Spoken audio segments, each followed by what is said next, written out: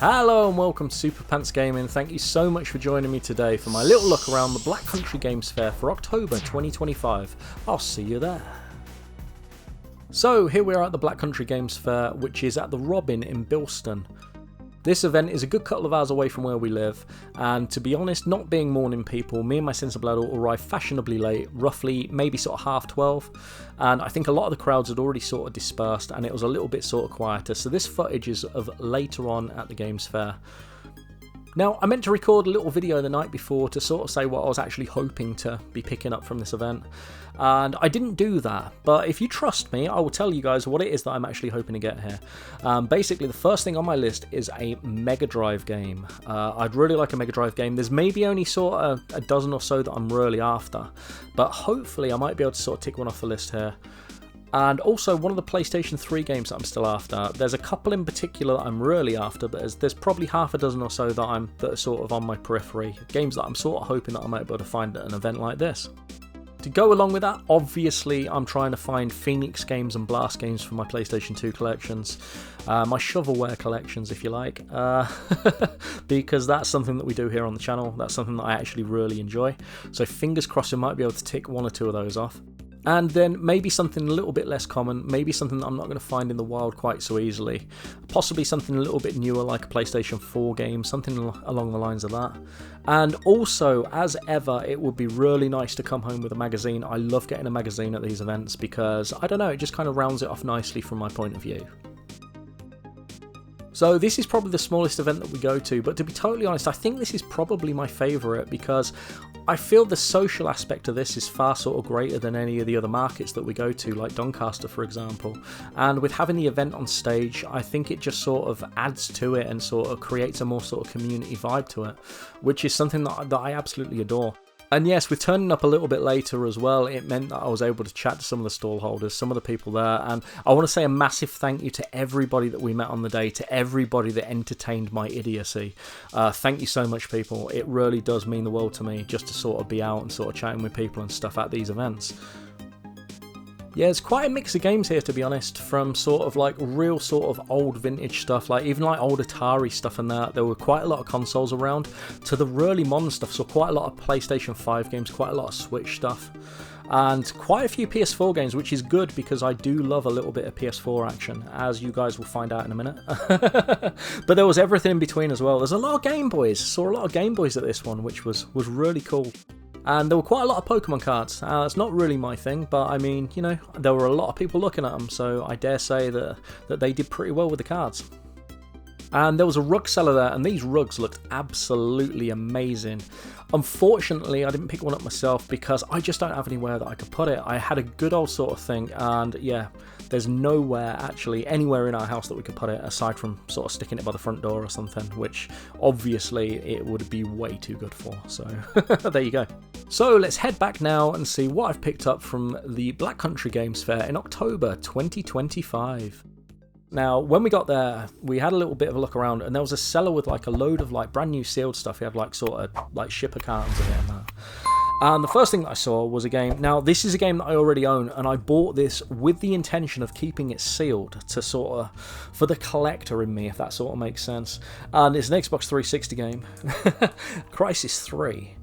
And I absolutely adore the Crysis series, and I think 2 is my favourite. I would say 2, 3, then 1. But I mean, yeah, that's probably unpopular. I know a lot of people absolutely love the first. They're all brilliant. They are all brilliant. But yeah, and I saw that there, £2, and I thought, yeah, can't not have that. So I grabbed a copy of that. I've put it in a cellophane thing to keep the seal nice.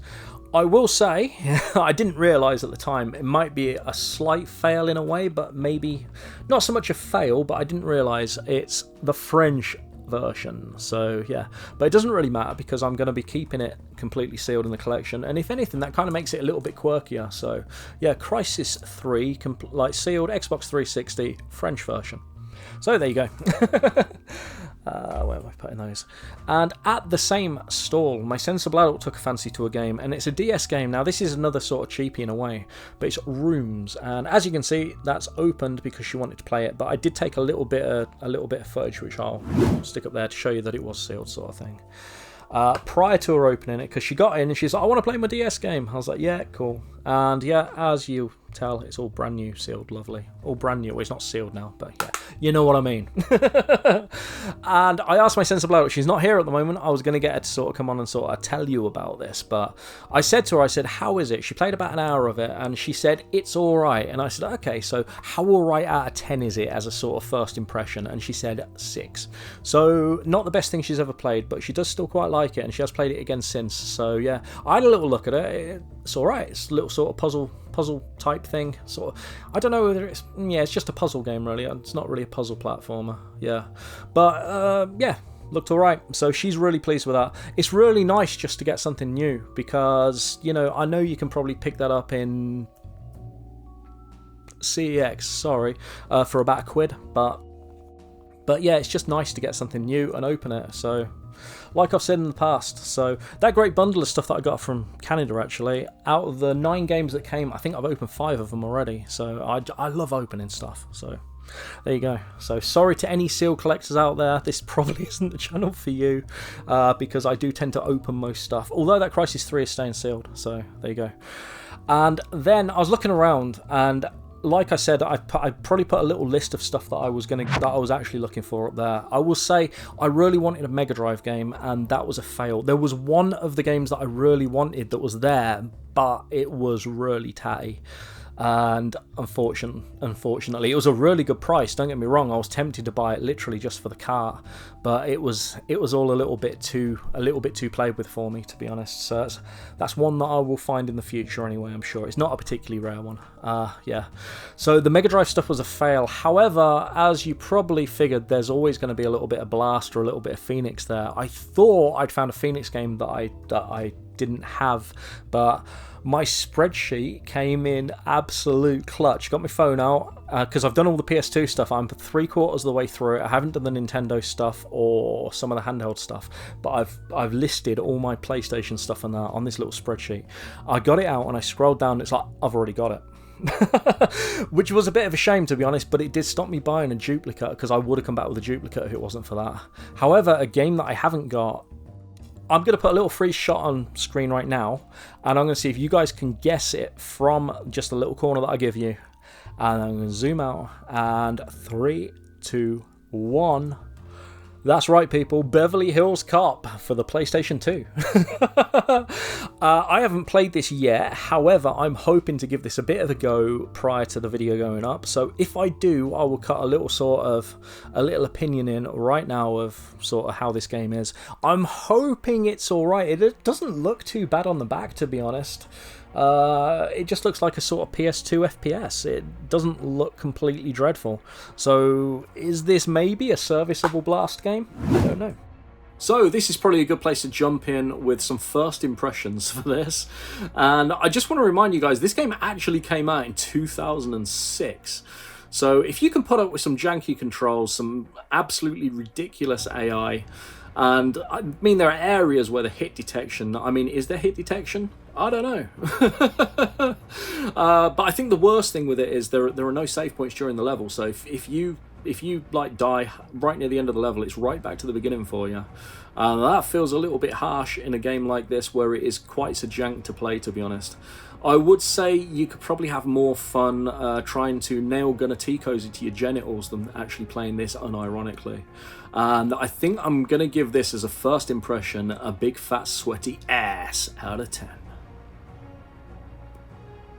I am pleased to have it in my collection, though. Should probably say that as well.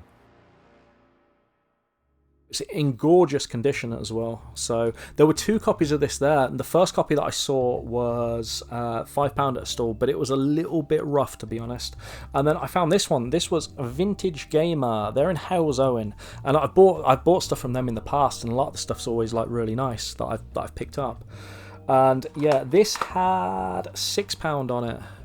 And I said to the chap, I said, hey bud, do you take a £5 on this? And he was, yeah, more than happy to take a £5 on it. So yep, probably thought, what fool is buying that? Yes, this fool is buying it, people. But yeah, you knew that. And there were a couple of other games that he had there, a couple of PlayStation 4 games that I was really tempted with. And I did that thing where I didn't buy them. And then I got halfway home in the car and said to the sensible adult, I said, I wish I'd bought a couple of those other games. As I often do. But the next pickup is a PS4 game. And that is Soul Hackers 2. And this, I've sort of, it's been in my periphery for a while, but it wasn't actually on my want list because I wasn't actually totally sure what it was. But I saw its Atlas, and the sensible adult had a look, and she said, oh, is that like a visual novel or an RPG?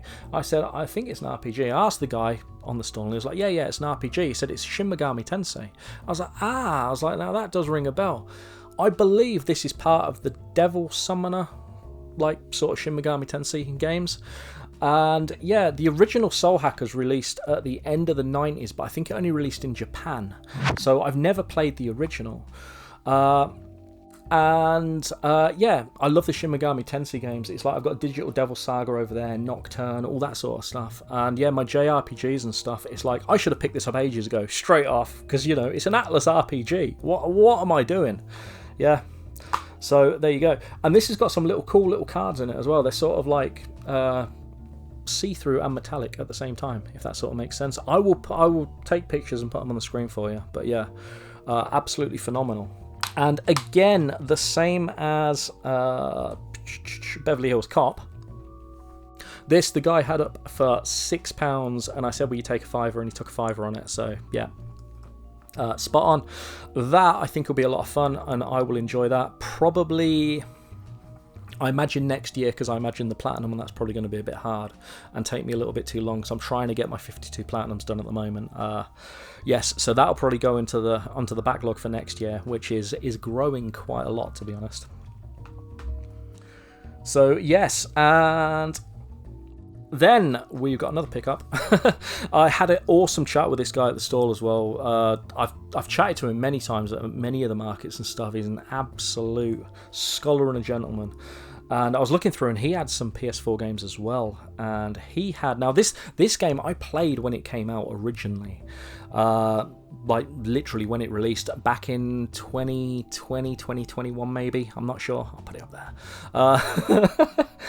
And I roll credits on it, and I absolutely loved it. And I always said to the sensible adult, when I see a copy for less than a tenner, I'll buy it, because at the time it was like a sort of £40-50 game. And it's like, I only ever sort of had it digitally. And that game is Final Fantasy Remake. Final Fantasy VII Remake even. Yeah.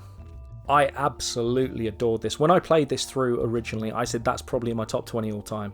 I really loved it. Without the recency bias, it's probably still in my top 50. And I paid £8 for that, which I thought was really good. Mad pleased to have that. I have rolled credits on this in the past, and I will go back to it, and I will probably go for the platinum on this at some point, but that won't be this year, because on the account I'm doing the platinums on, it's a different account to where I rolled credits on it originally. So yeah, but yeah, just mad pleased. And that was kind of because I hadn't picked anything else up, and I was thinking I want to get something else, sort of thing. And yeah, Final Fantasy VII Remake, which I know is an absolute belter of a game, and I'm mad pleased to actually finally have that in the collection. So, which is much like the Spider-Man games that I was talking about when I said like I played the original Spider-Man like when it came out and platinumed it, and then I said when that got to a tenner I buy a copy. I do that quite a lot, to be honest. So yeah. And then I almost forgot, my last pickup of the day was something that's not a game, but it's gaming related, and that's a magazine. And I went across it, and it was Sega Mags there again, which is absolutely awesome, although he's now the gaming news agent, because he started doing a lot more books, and some of the books he has there, oh my god, they're immense, absolutely immense. But the thing with the books is it's kind of a space thing from my point of view, and also the magazines, I kind of have one sort of on the coffee table in here, and like it gets picked up and I read it over the course of a month sort of thing, and then I switch it out for another one. And I kind of like that, just sort of sitting back with a magazine, kind of like it's sort of 30 years ago, you know what I mean? And the one that I went with was a PlayStation 2 magazine, basically, which is Play. And I was umming and ahhing between a few, but I opened this one up, and the first thing that I saw was, there we go, was that Dragon Quest 8, and I was just like, oh, it's a full review for Dragon Quest 8, and Dragon Quest 8 is one of my favourite games of all time. It's one of my favourite JRPGs of all time. I absolutely adore it. It's my favourite Dragon Quest, so yeah. And I said to the Sensible Adult, I said, right, that's the magazine if they rate this nicely. So yeah. And they gave it a 94, so I was like, yeah, that's the magazine for me then. Something else that's in here as well, which is really cool, a game that I've always kind of meant to go back to, GTA Liberty City Stories. That's a game that I always wanted to go back to, and there's like literally a sort of full-on sort of guide to all the missions and stuff in here, which will be kind of cool.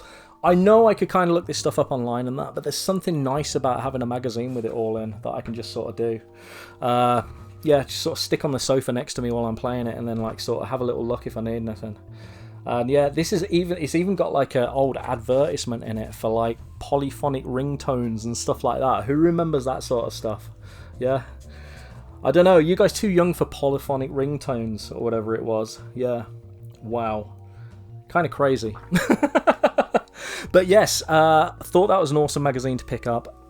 Yeah, so that was the Black Country Games Fair for October 2025. Had an amazing time, made even better by all the people that I had a little bit of a chat with, and put up with all my nonsense, basically. So yes, there you go. So thank you guys so much for being here. What do you think of my pickups, and have you been to the Black Country Games Fair? Yeah. I've been Soup. Remember you're awesome, and I'll see you in the next one. Goodbye. At least it's self-aware.